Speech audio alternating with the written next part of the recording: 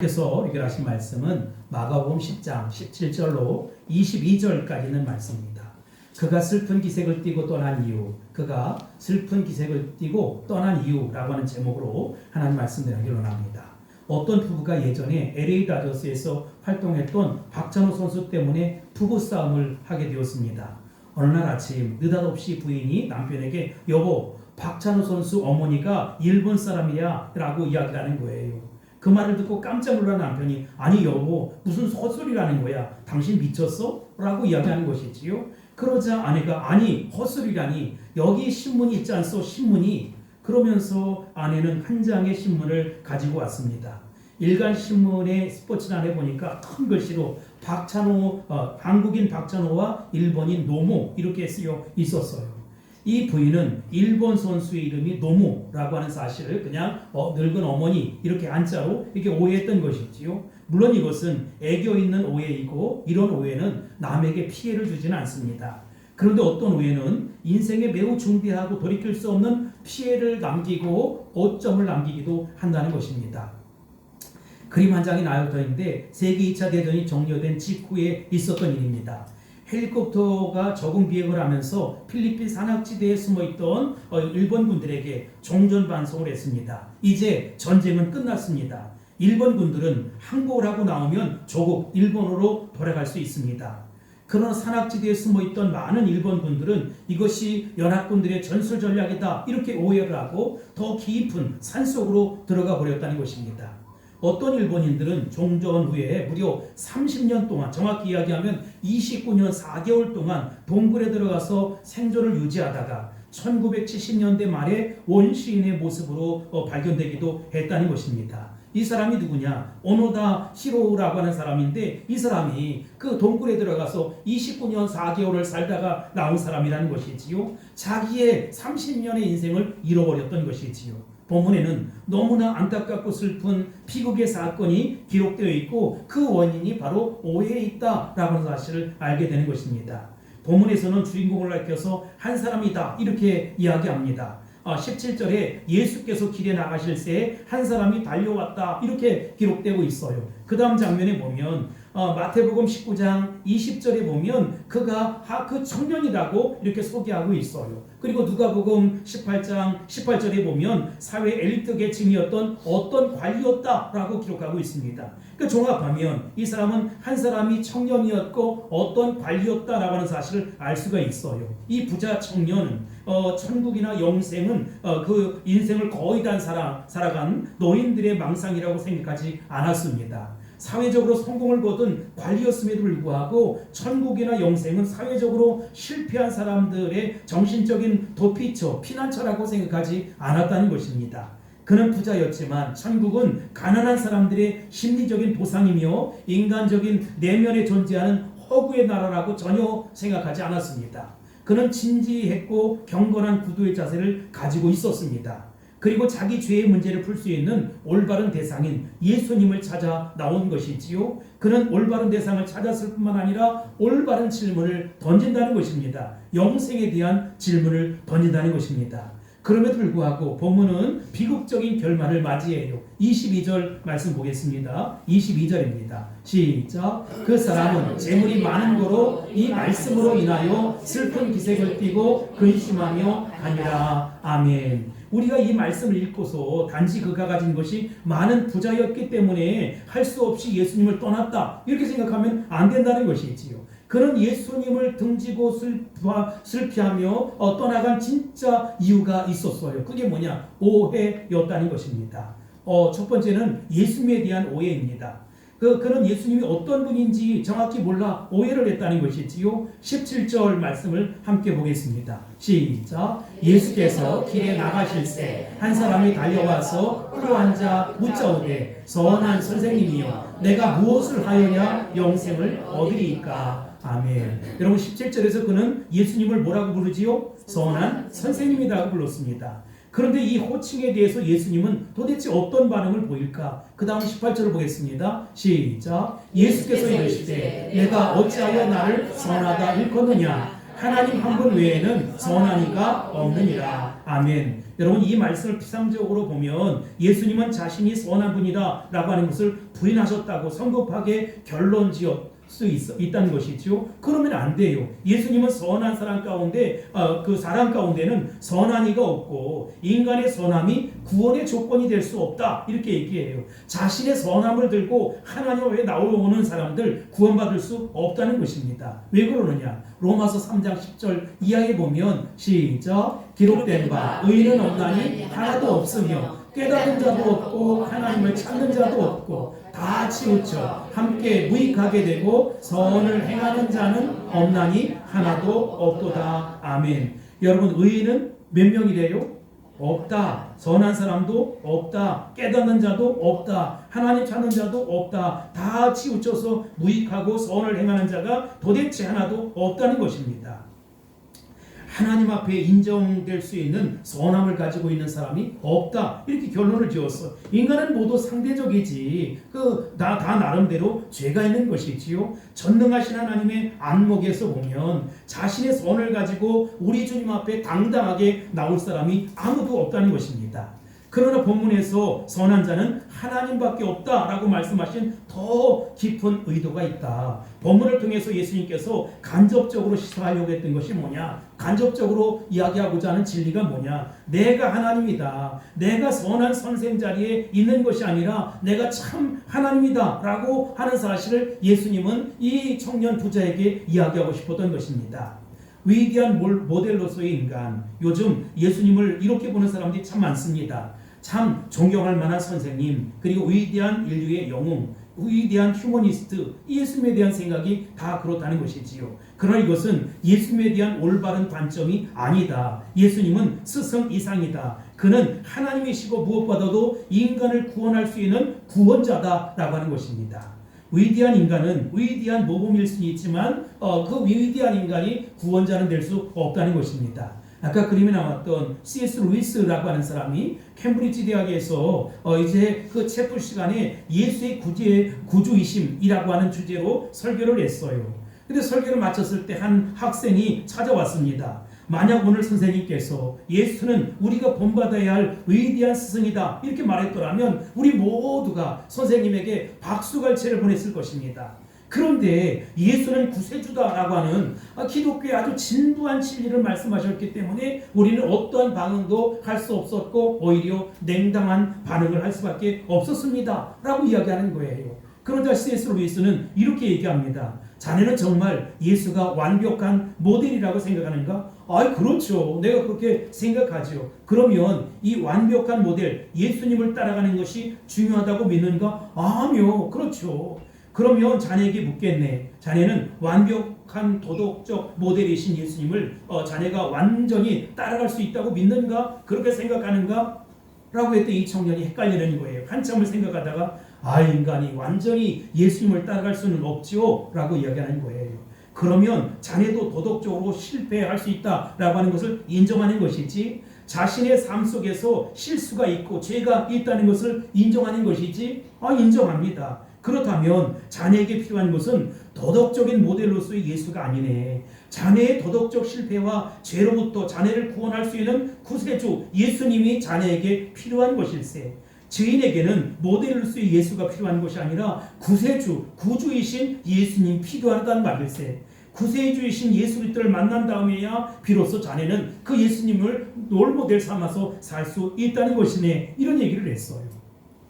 나폴레옹이라고 하는 분 아시지요? 세계를 정복했던 나폴레옹. 그런데 나폴레옹이 남긴 예수 그리스도에 대한 그 뛰어난 그 명언 여러분 기억하십니까? 소크라테스가 이 방에 들어온다면 우리는 모두 일어나 그분에게 존경을 표하는 것이 마땅하다. 그러나 나사렛 예수가 이 방에 들어온다면 우리는 모두 엎드려 그분을 경배하는 것이 마땅하다. 나폴레옹은 예수 그리스도를 단순히 존경받을 만한 스승이 아니라 경배와 찬양을 받으시기에 합당한 분이다. 우리의 삶을 주관하고 통치하고 다스려야 할 뿐이다 라고 이해를 했다는 것입니다.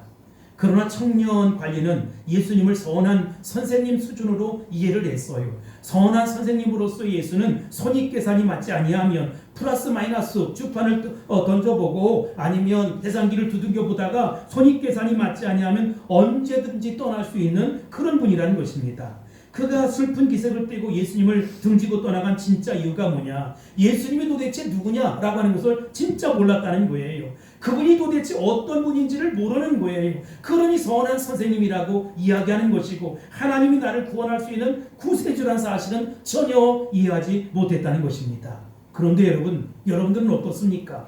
우리가 전도할 때 복음을 영접하지 않는 사람들의 특징이 두 가지가 있어요. 첫 번째는 먹고 살만한 사람입니다. 두 번째는 도덕적으로 전혀 문제가 없는 사람입니다. 그 사람들은 내가 이렇게 살다가도 내 선행으로 얼마든지 구원받을 수 있다. 나는 윤리적으로 도덕적으로 합당하다. 이렇게 헛된 접근을 하는 것이지요. 여러분, 하나님 앞에 제일 큰 원수가 누구냐? 바로 자기 자신이라는 것입니다.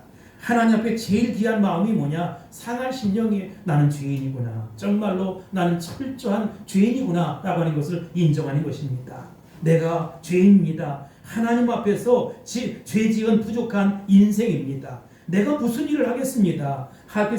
오직 하나님의 십자가 외에는 나는 구원받을 길이 전혀 없습니다. 이런 고백을 하는 자에게 하나님의 은혜가 임하는 것입니다.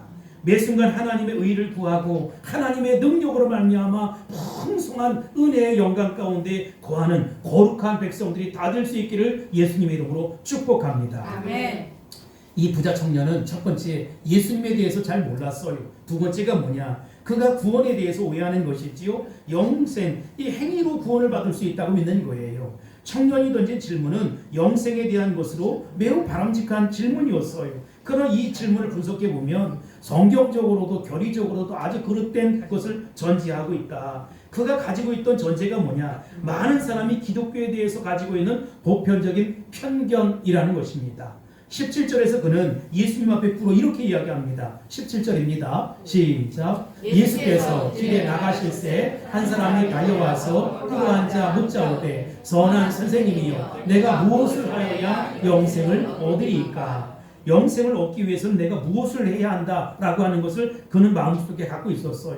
내가 어떤 일을 해야, 어떤 업적을 남겨야, 어떤 공로를 가지고 있어야 나에게 영생을 주는 것입니까? 라고 한 질문이 있지요. 이 많은 사람이 영생과 구원에 대해서 헷갈리는 이 보편적인 선입견 가운데 하나라는 것입니다. 그러나 예수님은 이 청년과 계속되는 대화 속에서 구원의 근거는 우리의 행함에 있지 않다. 그것은 잘못된 결론이라 이것을 이제 무너뜨리기 위함이었다는 것입니다. 18절을 볼까요? 시작. 예수께서 이르시되 내가 어찌하여 나를 선하다 일컫느냐? 하나님 한 분 외에는 선한 이가 없느니라. 아멘. 하나님 한 분 외에는 선한 이가 있대요, 없대요? 없다는 것입니다. 19절 20절입니다. 시작. 내가 계명을 안 하니 살인하지 말라, 간음하지 말라, 도둑질하지 말라, 거짓 증언하지 말라, 속여 빼앗지 말라, 내 부모를 공경하라 하였느니라. 그가 여짜오되 선생님이여 이것을 내가 어려서부터 다 지켰나이다. 아멘.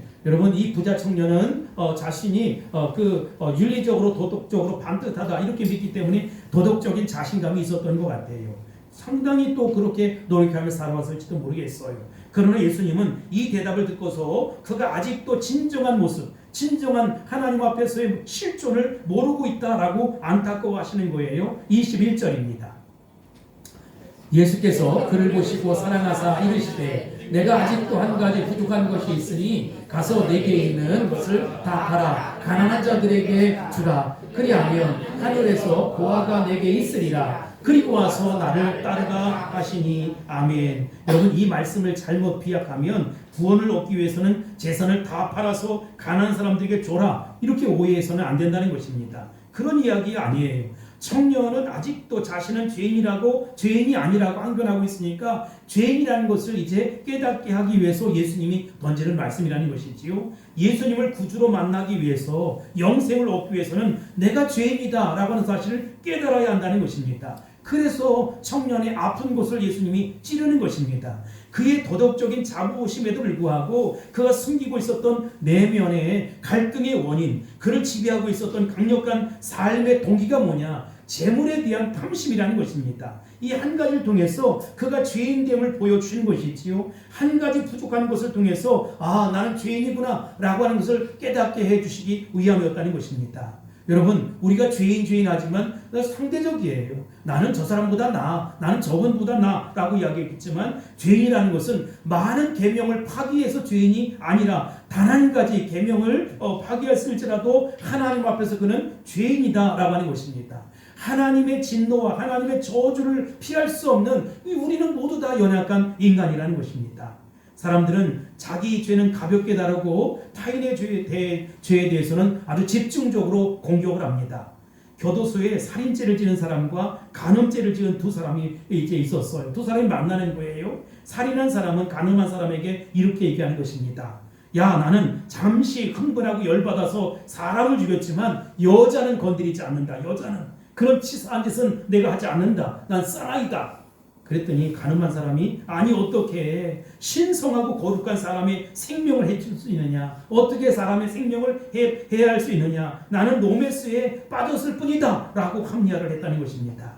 사람들은 다 남의 죄는 지적하면서 자기 죄는 아무것도 아니라고 그렇게 이야기하는 것이지요. 그래서 야고보서 2장 10절에 보면 누구든지 온 율법을 지키다가 그 하나를 범하면 모두 범한 자가 되나니 이렇게 말씀하고 있어요. 단 하나의 계명을 파기하는 것, 단 한 번의 거짓말을 하는 것, 단 한 번의 실수를 하는 것은 하나님 앞에 모두 죄인이라는 거예요. 너도 죄인, 나도 죄인, 모두 다 죄인. 이것에 대해서 지금 이야기하고 있는 것이지요. 우리는 하나님 앞에 모두 죄인이라는 것입니다. 근데 여러분 가운데 아마도 이런 반문을 하고 싶은 사람이 있을 거예요. 그러면 도대체 목사님, 누가 구원을 받습니까? 다 죄인이라면 도대체 누가 구원을 받습니까? 청년과 예수님의 대화 옆에서 듣고 있던 제자들이 바로 이 질문을 하는 거예요. 오늘 본문을 보십시오. 26절입니다. 시작. 제자들이 매우 놀라 서로 말하되 그런즉 누가 구원을 얻을 수 있는가 하니. 아멘. 그렇다면 인간 가운데 도대체 누가 구원을 받을 수 너도 죄인 나도 죄인 단 한 가지 거짓말을 해도 죄인이라면 도대체 누가 구원을 받을 수 있느냐는 거예요. 27절 예수님의 대답을 보십시오. 시작. 예수께서 그들을 보시며 이르시되 사람으로는 할 수 없으되 하나님으로는 그렇지 아니하니 하나님으로서는 다 하실 수 있느니라. 아멘. 여러분, 결코 사람은 구원할 수 없다. 사람은 사람을 바른 길로 인도할 수 있고 진리의 길로 인도할 수는 있어요. 그러나 구원은 누가 하는 것이지요? 하나님 아버지가 하시는 거예요. 하나님 아버지만이 사람을 구원해낼 수 있다는 것입니다.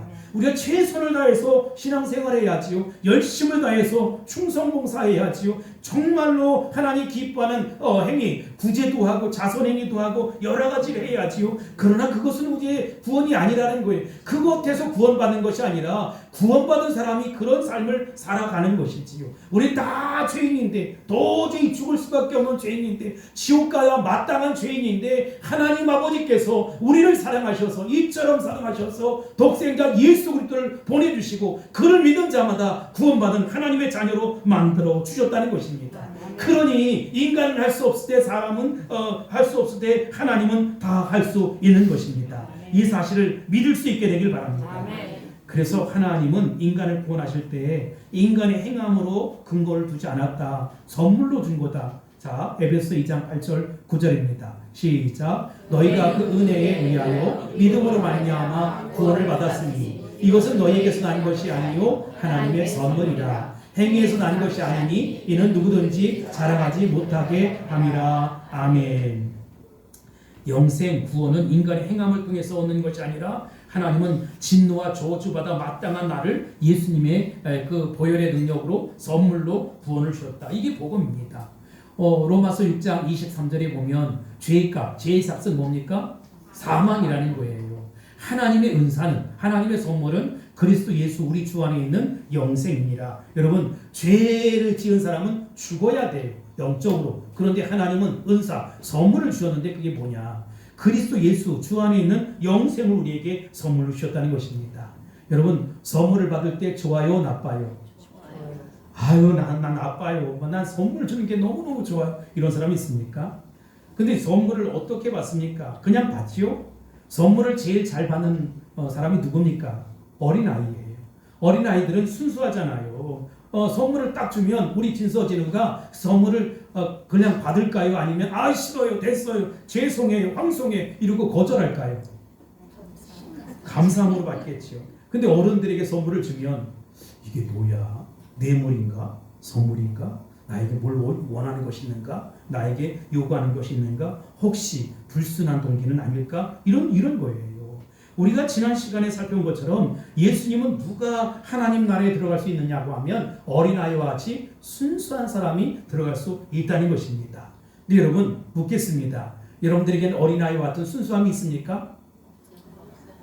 옆 사람 보세요. 순수하게 생겼는지 아니면 거시기하게 생겼는지. 아유 목사님 순수하게 생겼어. 정말 죄라고는 눈끝만큼도 없게 생겼어요. 이런 분만 아멘. 아유 목사님 몰라서 그렇지 속이 말이 아니에요. 그만하겠습니다. 올리안 부스라는 사람이 있었어요. 이 사람은 기도 중에 지옥의 환상을 봤습니다. 윌리엄 부스가 지옥의 환상을 확실히 보고 나서 그는 큰 충격을 받게 되었습니다. 자기 친척 가운데, 자기 친구 가운데, 자기 가족 가운데도 지옥에 있는 사람이 있었다는 걸 깜짝 놀라는 거예요. 그래서 예수 안 믿는 사람들이 저렇게 지옥 가고 있는데 내가 이렇게 미지근하게 믿어서는 안 되겠다. 이런 마음이 생겨서 영혼을 구원하는 군대를 만들었어요. 그게 뭡니까? 구세군이라고 하는 종파입니다. 이제부터는 영혼 살리는 일에만 힘쓰고 군대같이 십자가 복음만 증거하는 그런 종파를 만들겠다. 이것이 바로 구세군의 출발점이었다는 것입니다. 지옥의 환상을 본 사람은 복음을 증거하지 않을 수 없어요. 여러분 존 웨슬리라고 하는 분이 이 지옥의 그 환상을 알고서 긴박함을 깨닫고 구배 목사님들과 그리고 성도들을 모아놓고 이렇게 설교했다는 것입니다. 영혼 구원 외에 다른 일은 절대 하지 마십시오. 최선을 다해서 영혼 구하는 일에 전념하십시오. 할 수 있는 대로 많은 죄를 데리고 와서 회개시켜 천국 백성 만듭시다. 이렇게 얘기했다는 것입니다. 여러분 우리 물대동산교회가 해야 할 일이 바로 이런 것이지요. 지옥으로 달려가는 백성들을 건져내야 한다는 것입니다. 아멘. 지옥 백성을 천국 백성 만들어야 한다는 것입니다. 아멘. 우리의 삶의 우선순위, 우리 물대동산교회의 최우선순위가 뭐냐? 지옥 가는 백성들을 건져서 구원해 천국 보낼 수 있는 그런 사명 감당할 수 있어야 된다는 것입니다. 아멘. 저와 여러분이 그렇게 쓰임받을 수 있게 되기를 주 이름으로 축복합니다. 아멘. 할렐루야. 아멘. 세 번째, 첫 번째는 예수님에 대해서 오해를 했다. 예수님이 누군지 몰랐어요. 두 번째는 구원은 내가 열심히 봉사하고 충성해서 받는 것이다. 오해를 했어요. 세 번째가 뭐냐? 인생의 우선순위에 대한 오해였어요. 여러분 인생의 우선순위에 대한 오해가 뭐냐? 우선순위가 뭐지요? 무엇이 가장 중요한가를 정하는 것입니다. 행복은 올바른 우선순위를 따라가는 삶 속에 나타나는 것이지요. 그렇다면 우리 삶 속에 왜 불행이 찾아올까? 그것은 나는 우선순위를 혼동하는 거예요. 내가 뭘 먼저 해야 되는지, 힘들고 어려워지면, 우울하고 꿀꿀해지면, 우울증이 찾아오고 고통스러우면 이 우선순위가 뒤죽박죽되는 거예요. 뭘 먼저 해야 될지 모르는 거예요. 내가 뭘 해야 될까?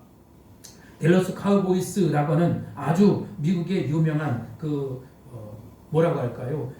미식 축구 그런 팀이 있어요. 이 톰 랜들리라고 하는 사람은 어떤 사람이냐면 1960년대부터 1988년까지 무려 29년 동안이나 이 팀의 감독이었어요. 코치였어요. 근데 그 사람이 명예의 전당에 들어갔거든요.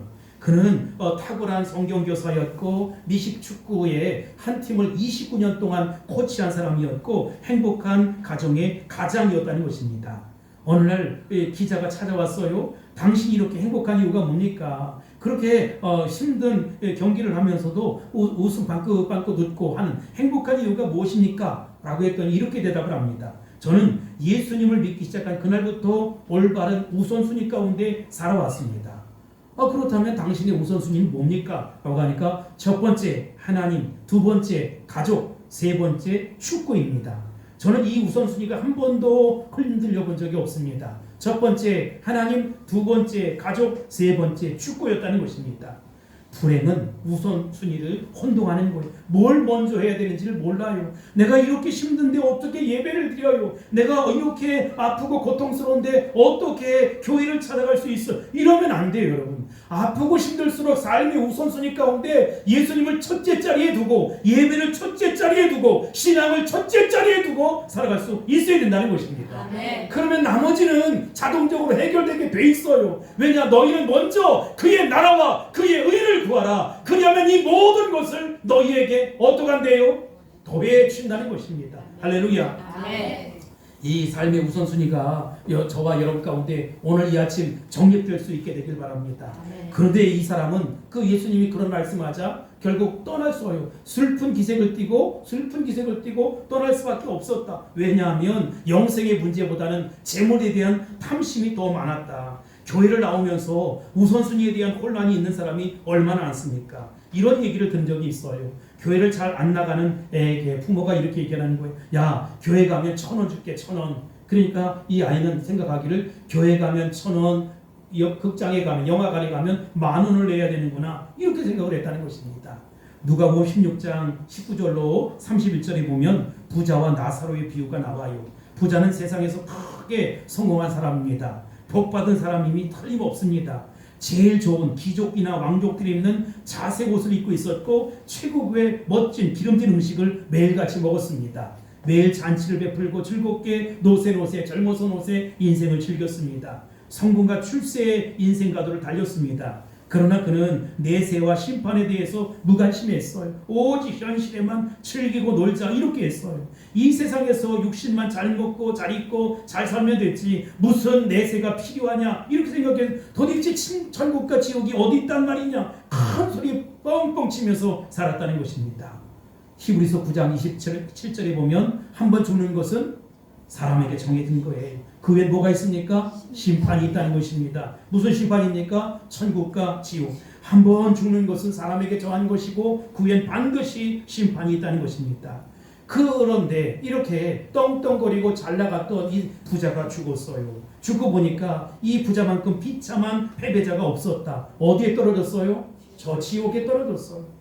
온몸이 불에 타고 목이 마르고 입술이 버쩍버쩍 타들어가고 손가락 끝에 물 한 방울 찍어서 서늘하게도 할 수 없는 그런 지경이 되어버리고 말았다는 것입니다. 죽고 싶어도 죽을 수 없는 지옥, 구더기조차 죽지 않는 영원한 고통이 이 부자에게 계속됐다는 것입니다.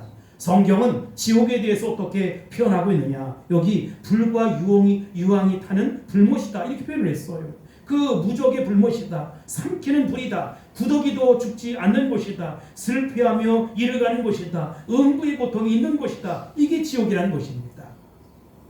그래서 요한 웨슬레는 지옥의 처절함을 각성하고 난 이후에 설교 중에 지옥을 이렇게 묘사를 했습니다. 내 손가락을 뜨거운 불에 한번 대봐라.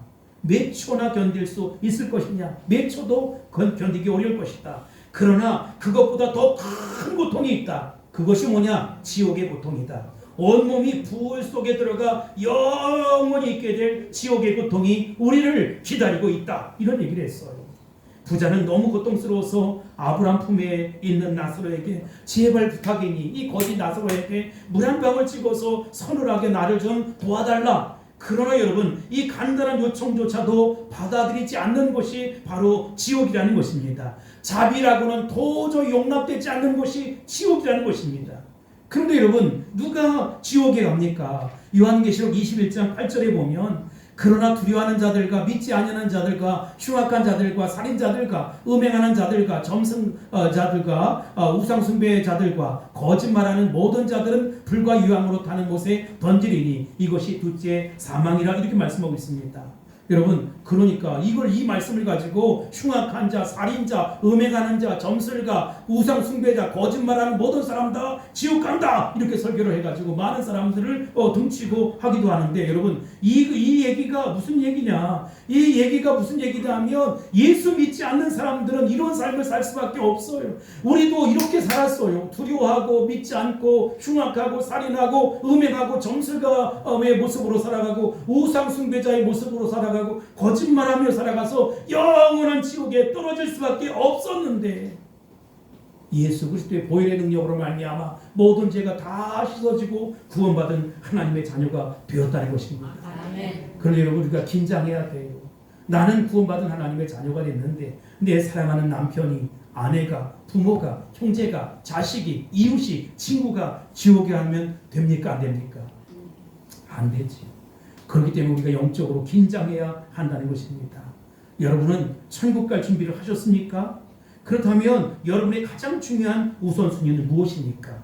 이 청년은 부자였어요. 관리였어요. 영생도 중요하지만 훨씬 더 중요한 재물에 대한 욕심이 있었어요. 돈을 좀 많이 벌어야겠다. 근데 여러분 돈 많이 벌어서 지옥 가면 도대체 뭐 하겠느냐는 거예요.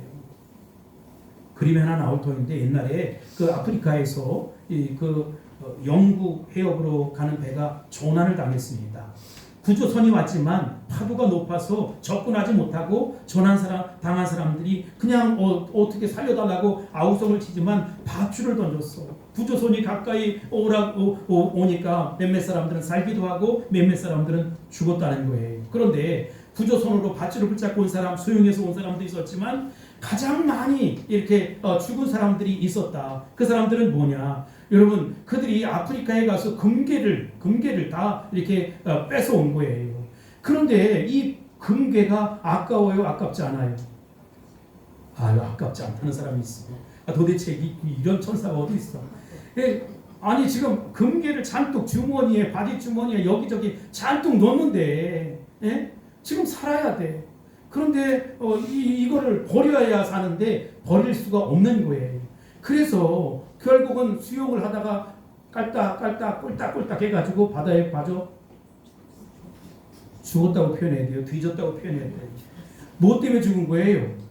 금괴 때문에, 재물의 욕심 때문에 죽은 거예요. 판단력이 흐려지는 거예요. 여러분의 삶에서 예수님보다 중요한 것이 있습니까? 예수님이 여러분의 인생의 길이요 진리요 생명인 것을 믿으시기 바랍니다.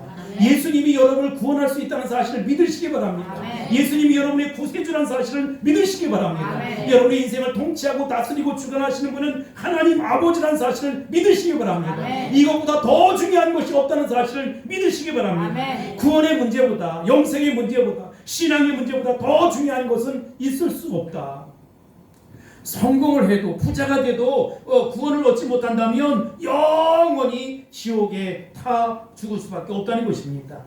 구원을 얻는 것보다 더 중요한 것은 없다. 예수님 믿고 구원받아 하나님의 자녀가 되어야 된다. 우리가 요한계시록 21장 8절에 나온 것처럼 우상숭배자, 두려워 떠는 자, 갖가지 모습의 잘못된 삶을 살았지만 그러나 이제 회개하고 돌이켜 하나님의 자녀가 되자. 예수 보혈 십자가의 능력으로 용서받자. 예수 구원 십자가의 그 은혜를 사모하며 살아가자. 영생을 선물로 받자 라고 확신하는 이 아침 될 수 있길 바랍니다. 아멘. 여러분 예수 믿는 것이 무엇입니까? 예수 믿는다는 것은 예수님을 쳐다보는 거예요.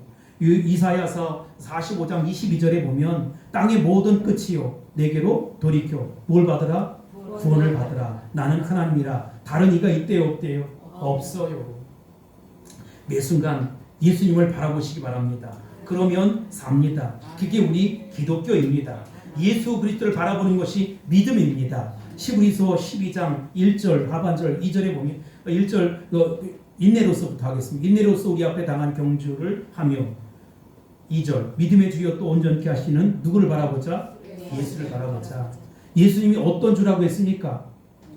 믿음의 주. 예? 예수님은 믿음의 주예요. 여러분 믿음의 주님을 바라보면 우리에게 뭐가 생겨요? 믿음이 생기는 거예요.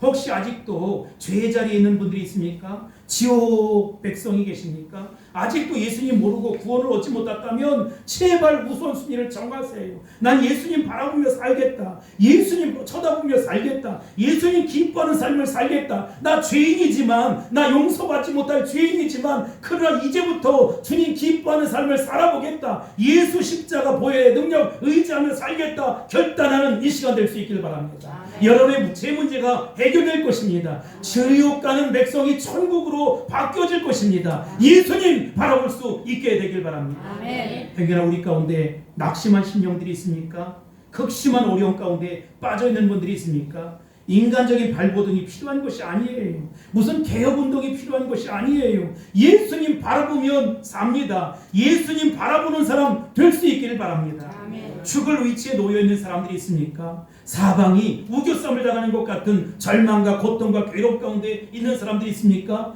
예수님 바라보면 삽니다. 십자가 앞에 서시기 바랍니다. 하나님이 나의 죄 문제 다 알고 계세요. 내가 죄인이라는 것 다 알고 계세요. 내가 최선을 다해서 무슨 어떤 노력을 해서 개혁운동을 해서 정신개조를 해서 구원받을 수 있다면 얼마나 좋겠어요. 안 돼요 여러분. 우리에게 예수 보혈이 필요한 것입니다. 예수님 나는 죄인입니다. 나는 허물이 많습니다. 나에게는 이런 잘못된 것들이 많이 있습니다. 습관적인 죄들이 많이 있습니다. 그러나 주님 나의 삶 속에 오셔서 역사해 주세요. 내가 죄인됨을 고백합니다. 내가 죄인임을 고백합니다. 사랑의 은혜로 덮어 주옵소서. 자비의 은혜로 용서해 주옵소서. 그래서 나도 영생을 선물로 받고 하나님의 자녀가 되어 천국 가는 백성 다 될 수 있게 도와주옵소서. 아멘. 확신하는 저와 여러분 될 수 있길 바랍니다. 아멘.